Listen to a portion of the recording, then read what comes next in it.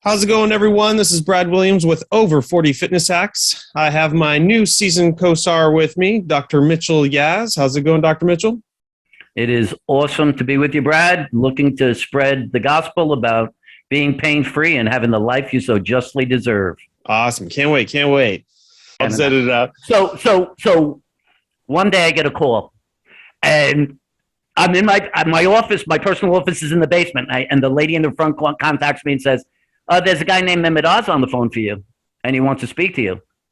And I'm like, what? This is bullshit. Ain't no Mehmet Oz contacting me. It's impossible. She's like, the man said his name is Mehmet Oz. He wants to speak to you. So I'm like, all right, someone's playing a game. All right. So I get on the phone, and the guy says, yeah, hi, this is Mehmet Oz. I just wanted to let you know I found out about your method. It's really incredible. I saw your website, and I just want to let you know that I think that what you're doing is fantastic. But I just have a little question for you. A very, very good friend of mine wants to see you, but he was told it's a 3-month wait. Do you think you could do a favor for me and see if you could see him a little earlier? He has all my contact information. After you see him, I definitely want you to contact me and tell me what happens. And, of course, what do you think I'm going to do, right? Yeah. So I get the guy in the next day, right? How could you not do that? So I did that. But that will show you just the influence of what has happened.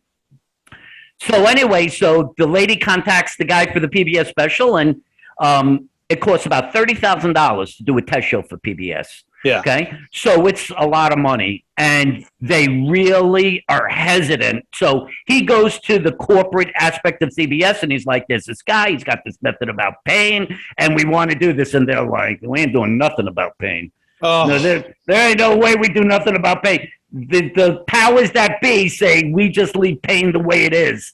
And he's like, I can't get it for you. There's no way. So I think it's done. Yeah.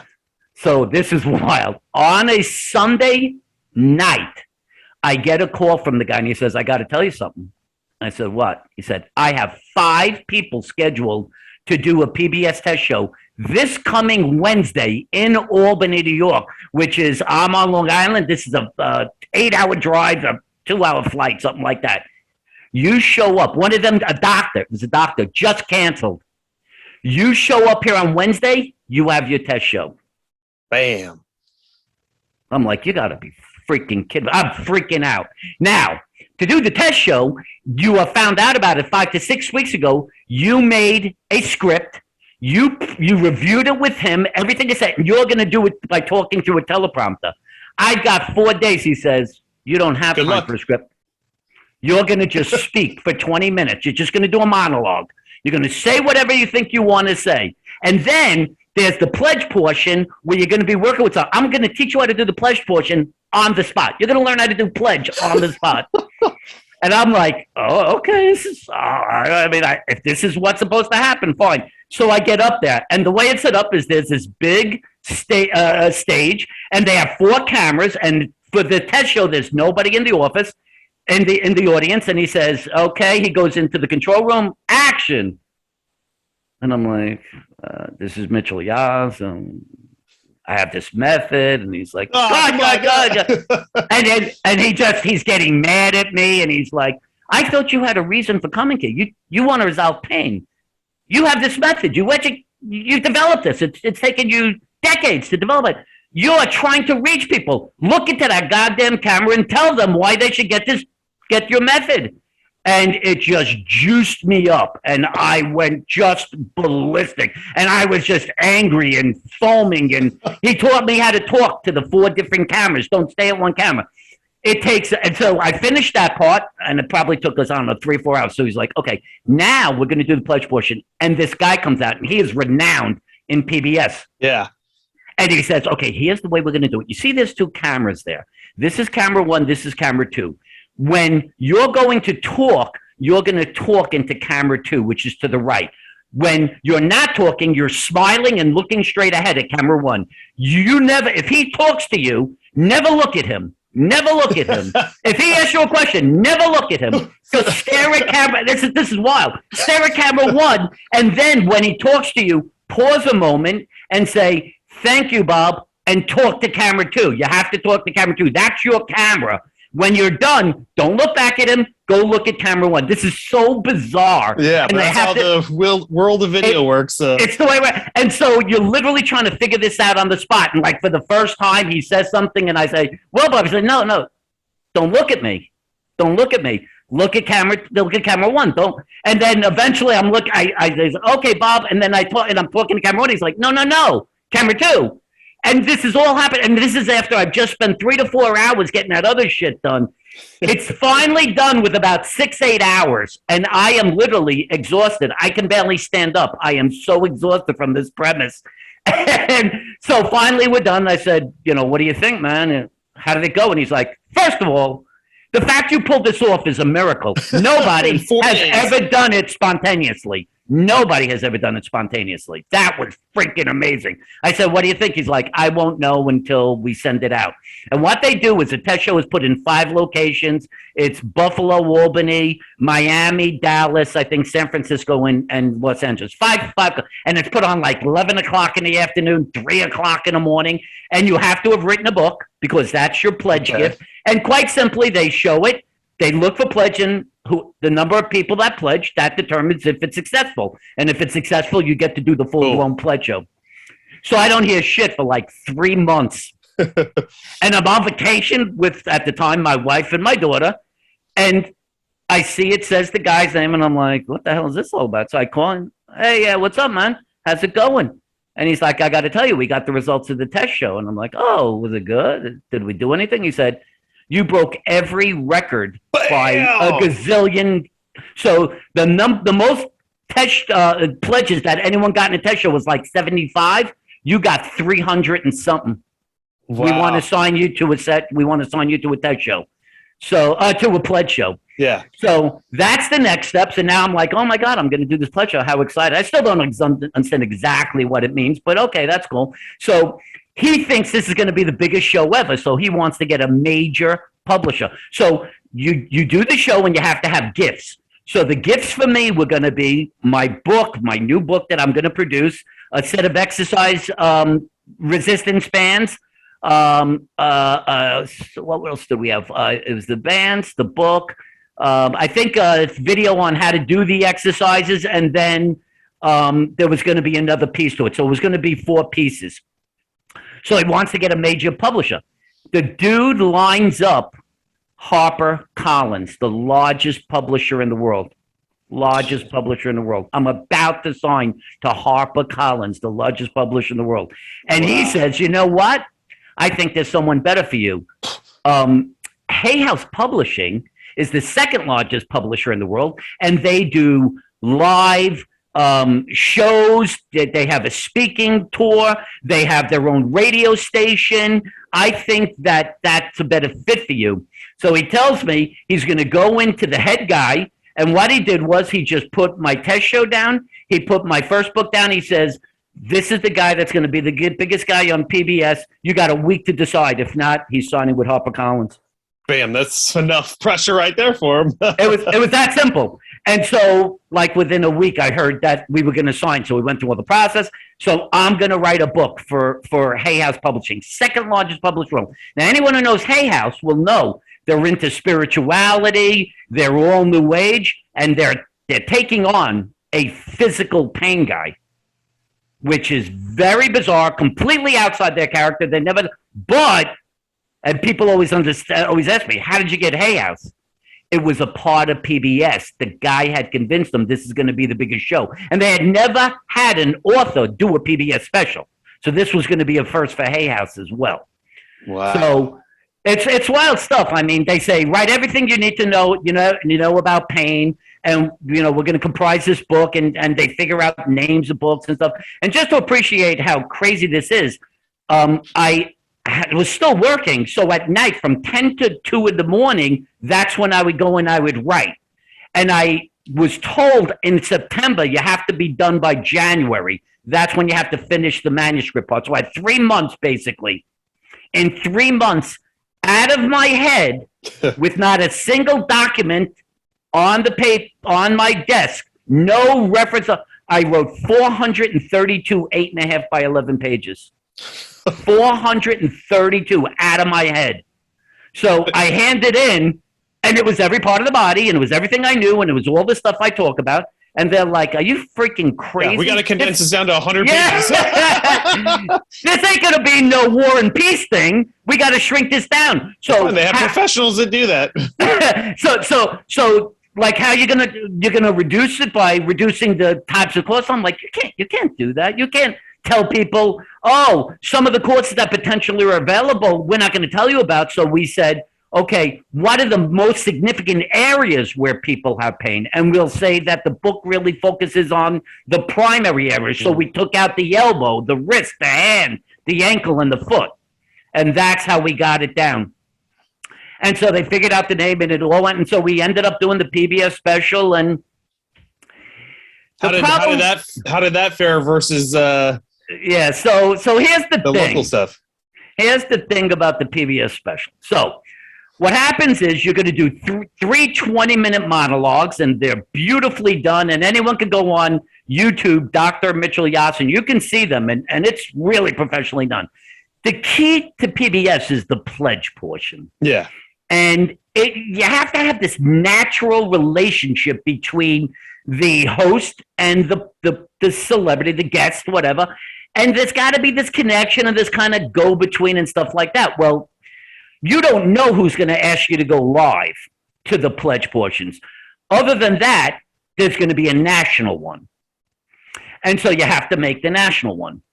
And as far as I'm concerned, I don't think the instructions I was given was very helpful. Basically, he told me, whatever they ask you, the host who's going to do the national one, always come back with, well, what's most important is that you pledge to PBS, so please pick up that phone and pledge to PBS. And what do I know about this? This is the guy, he's a big guy, he's telling me to do it. So every answer I gave had that. Well, it's a call to action. It's like the earliest forms of call to actions. Yeah, but it doesn't exactly come across very sincere. Yeah. And so the national ones didn't get the results they wanted. When I went to 13 live ones, you get rated 0 to 5. 5 is you're the best. Nobody beats you. 4, you're one of the highest ever. 3 is good. 2 to 0 is a disaster. Yeah. Every one of them were 4 or 5s. Wow. In fact, in San Francisco, I beat Susie Orman. Wow. That year, I beat Susie Orman in pledge. And it was because it was very natural. And what kind of inadvertently would happen was, especially in San Francisco, the dude had shoulder pain. Yeah. And so I meet him before we're going to go on and do the live pledge. And I'm like, let me shoulder if you crush this one. I swear to God, just me being me. I just would say, "Where's your pen?" Okay, so what you have is he had a shoulder issue. I basically massaged out some nodding, had him do some exercise, and instantaneously had more range of motion. So the dude comes on and says, "I got to be honest with you. I got to be honest with you. The guy just literally did what he said he does. He really just did to me." And so people have a natural affiliation to these hosts. These hosts have been in these locations for 10, 20, 30 years. So when that guy says that, that's real. It's real. It means something. And also, obviously, didn't it kind of like soften the relationships? And when we were live, it was like I was talking to a friend, right? Yeah. And so those went extremely well. So it just turned out that overall, nationally, it didn't have. They made back their money. It cost $150,000 to make a PBS special. Yeah. They got it back in spades, but it was not it didn't have the long-lasting effect that I think everybody thought it should have. Yeah. But still, good to put on your resume. It's very impressive. Yeah. When they find out that I was a PBS, I had a PBS show, people understand that's not an easy thing. Right. That's not, it's not easy. And think about it. If you even watch PBS today, you'll see that the substantial number of people who are doing PBS specials are the same people. They're doing their 4th, their 5th, their 6th. So, you go back to the period of time this has been going on, 40, 50 years. I'm telling you, I bet you less than 100 people have actually done PBS specials. I'm talking national specials, not a local, regional one, but a national special. That special was aired. The craziest part is the ones that come out of Buffalo Buffalo has a massive reach into Canada. The ones in the upper in Los Angeles, I was getting contacted from people in Ontario telling me I got a massive level of people from Canada from the PBS special who saw me. And that kind of was the next big growth stage. And then finally, kind of a year after that, it was this magazine called What Doctors Don't Tell You, which is an international magazine sold in 20 countries, translated into 14 languages, produced in the UK, does a cover story, and it says how to really get rid of your pain. What you're doing is probably wrong. And I know nothing about this. I swear to God, I know nothing about this. And it's sold in the United States at Whole Foods and Publix and some Barnes and Noble. So a lady that I know in Atlanta, Georgia, calls me up and she's freaking out. She's like, "Oh my God, I can't believe this article about you and What Doctors Don't Tell You. This is amazing. Like, it's like 7 pages long." And I'm like, "What the hell are you talking about?" Yeah, I don't remember this. I don't even know what you thought. And she's so excited. She's not giving me a chance to, like, slow down. I don't know what you're saying. I haven't done an interview. I would know if I did an interview, and I haven't done an interview in a year, 2 years. I don't know. No, I'm looking. And I'm like, "What are you talking? What Doctors Don't Tell You? Go there." So I go to a Barnes and Nobles, and sure as shit, there's this article about, and I mean, it's 7 pages. And it's highlighting the book. And so I'm like, I got to find out what happened. So I contact the editor-in-chief. Her name's Lynn McTaggart. And apparently she had friends. One of the chief offices for Hay House is in London. And she knew people there. They must have known she was having back pain, told her about the book.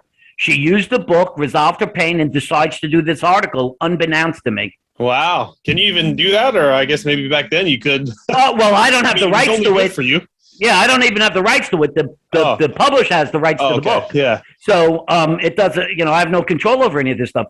So I contacted, I contacted her, and her husband's name is Brian. He owns it. And I'm like, that, I mean, I'm on it. I think that's incredible that you do that for me. And they're like, we think and this is when it gets really wild. We think what you're doing is God's work. Nobody is saying what you're saying. Nobody. And it's real. It makes sense. And it needs to be told. So anytime you want to write an article for us, yeah, we'll publish it, no problem. So I end up writing a couple of articles, and in May, I think it is January 2018, I do an article about sciatica, and that it's not from the spine. It's actually from a muscle impinging on the nerve in the butt. And then that was January of 2018. May in 2019, I do an article about the unnecessary use of hip replacement. That, in fact, all the evidence is that pain is not coming from the joint. It's coming from surrounding muscle. Those 2 issues are the fastest selling out issues of What Doctors Don't Tell You in over 30 years of it being out. Wow. And they're like, to this day. yeah. And so they're like, we want to be a part with you, whatever you want. And so every now and then she'll contact me and she'll say, "Okay, we're ready for another article." They're starting to do live shows in 2020. I was asked to go to London they had their first live show where they highlighted people. I did it. In fact, I see I'm being asked to come back again this year from COVID. And it's just an extension of all the things that have happened to me. And I just think this is what my path was meant to be. You were meant to do. Love it. Well, crazy story. But I know, that's all true. That's the best, nitpicking and getting in there, and it's like everyone's got these crazy stories, and what have I been doing with my life? Jesus, I got to get going. It's kind of wild because I'm kind of at the point that I talk about my life and I say I feel like I'm being used for a higher purpose by a higher power, because so many things literally started from my childhood. If I had not had self-esteem issues, self-worth issues, and a recognition it was coming from being as thin as I would have never wanted a weightlift. If I never wanted a weightlift, I would have never begun to apply the laws of physics to weightlifting. Think about how bizarre it is that my first job, I think I'm supposed to be in construction and architecture and grow buildings. That fails, and it's my parents that say, some of our friends' kids became physical therapists and seem to like it. And since you like weightlifting, why don't you try it? The very first guy that I meet in the gym that I'm working has a master's degree in exercise physiology, and he reinforces that point to me. Try physical therapy. I think it would be good for you. I'm able to get in my first year applying. The guy who's my last affiliation is the physical therapist for the New York Islanders hockey team. The guy is never around. Think about this. I'm literally graduating, and I am now left on my own to figure this stuff out. If there was someone overseeing me who said, don't ever do that, I would have never experimented. I then opened my own facility only a year and a half after I graduate, and I'm given the opportunity. And all throughout this whole time, I'm continuing to understand and delve into and create theory about what is pain, how is it transmitted, how do you determine what the tissue is that's creating it, and that process begin. And then think about how bizarre. It's through 3 people that I meet the guy who says you should try to get some local publicity. And then Mary, the fact that she, at the time, was given the change from a 2-minute segment to half-hour interviews, which allowed me to... The fact that the father of the lady who was the partner of the guy on PBS, the fact that the guy cancels to get me the PBS test, the fact that the publisher is... The producer is able to get me Hay House. I mean, that Hay House happened to have an office where what doctors don't tell you is offices. I mean, it... Seems like a lot of dots being connected. That's a lot of that's a lot of stuff to say it's just arbitrary. Yeah, and we got some spirituality coming in here. and so the good news is once you kind of come to that, you become very peaceful with it. Yeah. Where initially it's like really scary to say, "Oh my God, is there a reason behind this?" And I can just sit back and let it happen. As it begins and as it starts coming together, it really gets to a point where there's a tremendous comfort.